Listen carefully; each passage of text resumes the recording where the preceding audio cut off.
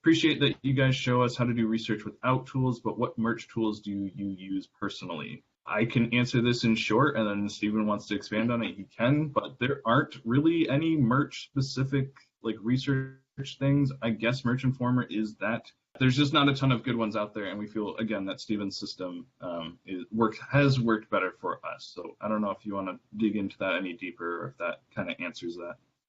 It does. And I guess the way that I'm showing people is the way that I want to continue to teach people. And I want you to have success on merch and then continue to grow. And if I teach you Merch Informer, you're kind of stuck with that style of research. It doesn't really lend itself well to any other kind of research. So Jungle Scout is made for private label.